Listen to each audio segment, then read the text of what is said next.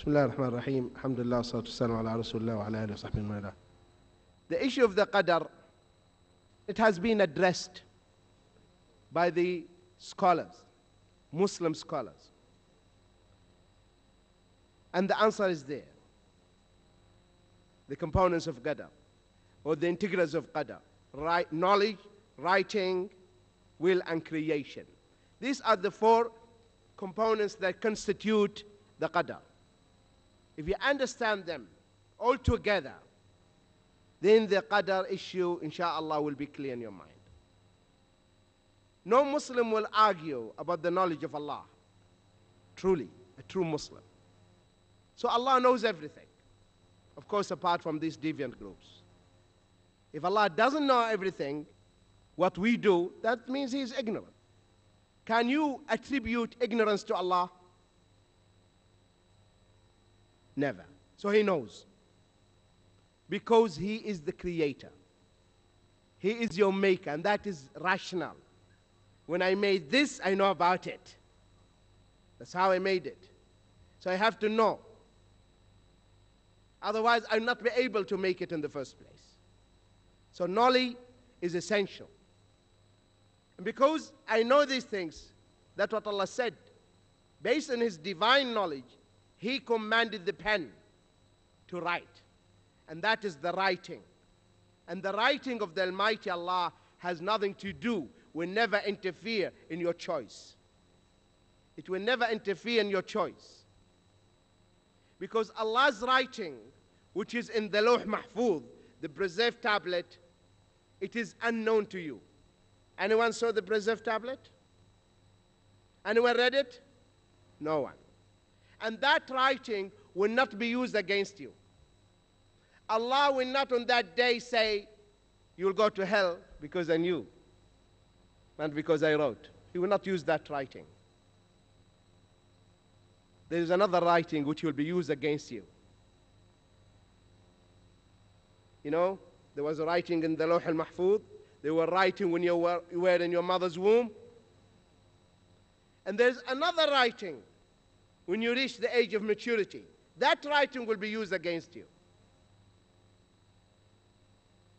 Will be identical, the same as the example of the headmaster or the principal.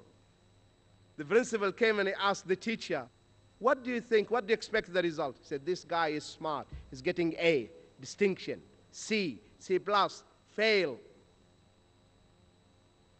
So now the principal said, I trust you. Announce the result without giving them a test. Those whom they failed, he will file a case against them in the court, and he will put them, the principal and the teacher, behind bar in the jail, right? He would say, sir, I studied. I worked hard.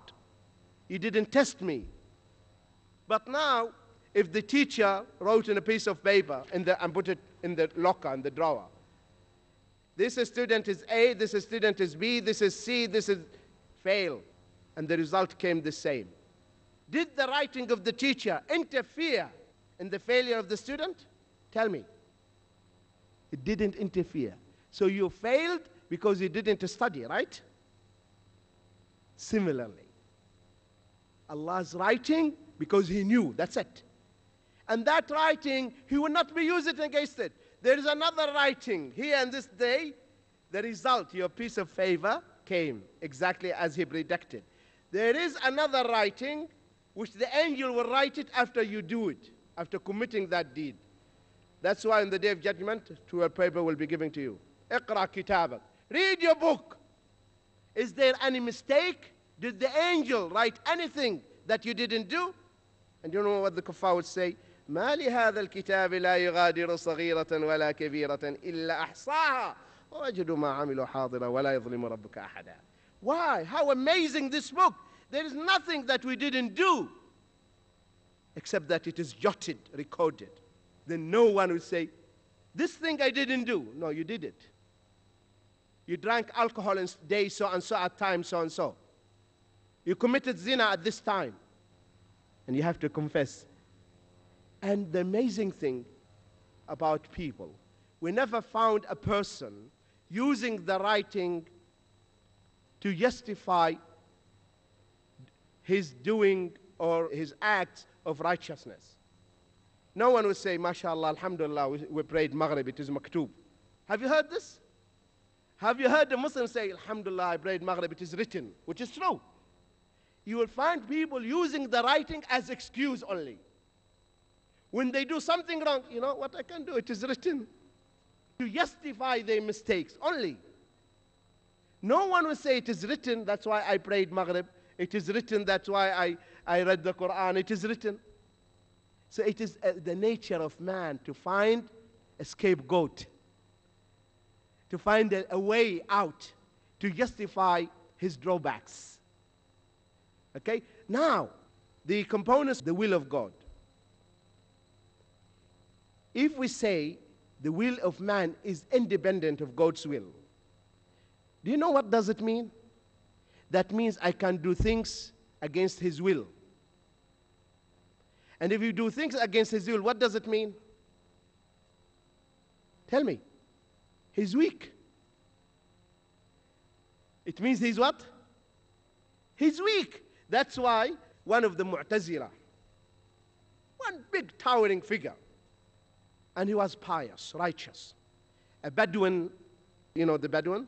Those who they lived in the desert. He came and he tied his she-camel by a column, a pillar, and he went inside the masjid, and the thieves came and took the camel. So he came to the Sheikh and said, "Oh Sheikh, please pray to Allah that I get back my camel." So you know what the Sheikh said? He's one of the Mu'tazila. The brother is impressed by them, it seems. Okay, listen now. He said, "Oh Allah, Allahumma innaka lam tasha li naqati fulan an tusraq farudha alayh." He said, "Oh Allah, you did not will," listen, "you did not will for the she-camel of so-and-so to be stolen, so please bring it back. You did not will that to happen." The Bedouins said, "What an horrible sheikh you are. You are a stupid sheikh. You are a very stupid sheikh. Now my camel, I will never have it again. I will never see my camel again." He said, "How?" He said, "Listen, sheikh, do you know what is coming out of your head? You said, 'Oh Allah, you did not will my camel to be stolen,' right?" He said, "Yes." So he didn't will for my camel to be stolen, and someone took it against his will. And he couldn't stop it, right? Now he wants to bring it back. He cannot, when he failed to protect it in the first place. He failed to protect it in the first place. How can he bring it back? And this Mu'tazili, he dropped no answer. You know the answer from the man was fitrah. Fitrah. Because the Mu'tazila, the will, they understand it is only one will. And I'm sure the Sheikh mentioned two wills yesterday. The universal will and the legal will. Things they happen on this world with God's will. Nothing against his will at all. But either legally or universally. The universal will, which is irada kawniyya, this may be something he doesn't like. And maybe you ask, why does he allow it? There is a wisdom behind that. There's a wisdom. Imagine no germs, no microbes. Will be there medicine and doctors? Tell me. We don't need them. We don't need the doctors if there are no germs, no viruses. No need. So they should be there, right? So we have schools, we have medicines, we have laboratories, we have everything. He will only ask you when you have a choice. He told you, come to the masjid. You know, if someone holds the gun and put it on my head, say, bow down in front of this idol, and I did like this. You know, he will never ask me. And I will not be held accountable in front of Allah. You know this? Because I didn't do it with my free will.